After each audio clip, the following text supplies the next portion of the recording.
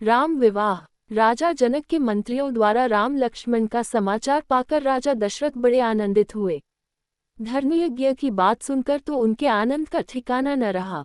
महल में जाकर उन्होंने सब समाचार रानियां को सुनाया। रनिया भी फूली न समाई। उन्होंने ब्राह्मणों को दान दक्षिणा दी। गुरु वशिष्ठ की आज्ञा लेकर राजा दशरथ बारात की तैयारी करने लगे। हाथी, घोड़े और रथ सभी सजने लगे। छल छबीले सवार घोड़े नाचने लगे। गुरु वशिष्ठ और राजा दशरथ दिव्य रथों में बैठे। चतुरंगिनी सेना के साथ बारात चल पड़ी और 5वें दिन मिथिला जा पहुंची।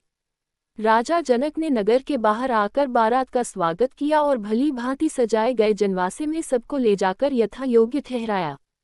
राजा जनक की सारी नगरी जगमग जगमग कर रही थी। एक एक घर, एक एक द्वार वंदनवारों से सजा था। चारों ओर मंगल गीत सुनाई दे रहे थे। राजमार्ग और राजमहल में दर्शकों की अपार भीड़ थी।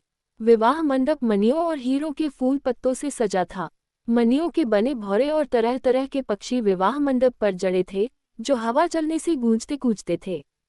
चारों राजकुमारों को लेकर गुरु वशिष्ठ के साथ महाराज दशरथ विवाह मंडप में पधारे। बहुमूल्य वस्त्रों और आभूषणों से सुसज्जित चारों राजकुमारियों को लेकर राजा जनक भी मंडप में आए। राजमहल की अनेक स्त्रियां भी सजकर विवाह देखने पहुंची। राजा जनक सीता को दिखाकर महाराज दशरथ से बोले, राजन, यह मेरी बेटी सीता है जो मुझे हल चलाते समय पृथ्वी से मिली थी। आपके वीर पुत्र राम ने मेरा प्रण पूरा कर इसे वरण करने का अधिकार प्राप्त किया है। यह मेरी दूसरी पुत्री उर्मिला है। ये दोनों कन्याएं मेरे छोटे भाई कुशध्वज की हैं। बड़ी का नाम मांडवी है और छोटी का क्षुतकीर्ति। मेरी इच्छा है कि सीता के विवाह के साथ ही इनका भी विवाह हो जाए। लक्ष्मण के लिए उर्मिला को, भरत के लिए मांडवी और शत्रुघ्न के लिए क्षुतकीर्ति को स्वीकार कर मुझे कृतार्थ करें।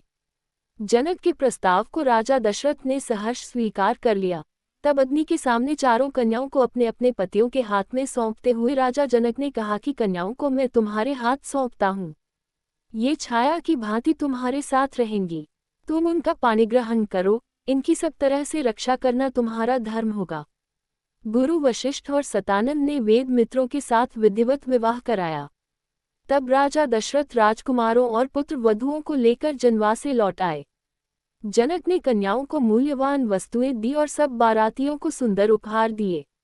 राजा दशरथ ने भी सोने से सींग मधाकर दूध देने वाली सहस्त्रों सहस्त्र गायें ब्राह्मणों को दान में दी।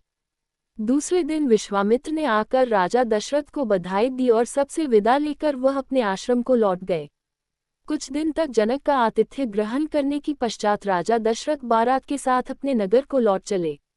वे कुछ ही दूर गए होंगे कि सहसा भयंकर आंधी सी आए और उसके साथ ही क्रोध की साक्षात मूर्ति परशुराम फरसा और धनुष बाण लिए प्रकट हो गए। उन्हें देखते ही अयोध्यावासी डर के मारे अधमरे से हो गए और राजा दशरथ की तो होश उड़ गए।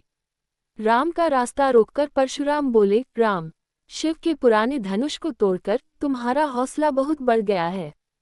मैं तुम्हारी अहंकार को चूर करूंगा। राजा दशरथ ने गिड़गिड़ा कर परशुराम से बड़ी अनुनय विनय की और राम पर अनुग्रह करने की प्रार्थना की।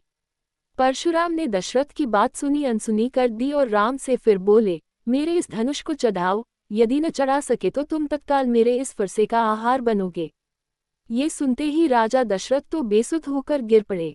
तेजस्वी राम निर्भीकता से बोले, मेरा रूप आप देखना चाहते हैं तो देखें। मैं इस बाण से आपकी तपस्या का समस्त प्रभाव भी समाप्त करता हूँ और मनोगति से आकाश में विचरण करने की शक्ति नष्ट करता हूँ। परशुराम हतप्रभ हो गए। उन्होंने राम की स्तुति की और आशीर्वाद दिया तथा ये प्रार्थना की कि तप का फल भले ही नष्ट कर दे परंतु मनोगति नष्ट न करे, जिससे मैं महेंद्र पर्वत पर लौट सकूं।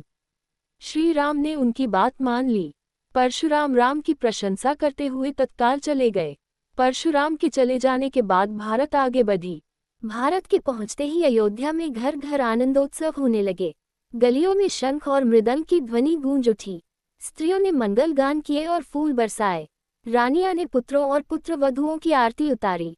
उस समय राजा दशरथ के भवन की शोभा देखते ही बनती थी। राजकुमार शील गुण संपन्न पत्नियां पाकर बड़े प्रसन्न थे। सीता जी के अनुपम रूप, गुण और सेवा से श्री राम और सास ससुर सब प्रकार से संतुष्ट थे। राजकुल में दिन दिन सुख समृद्धि की वृद्धि होने लगी। समस्त कौशल राज्य का भाग्य जग गया।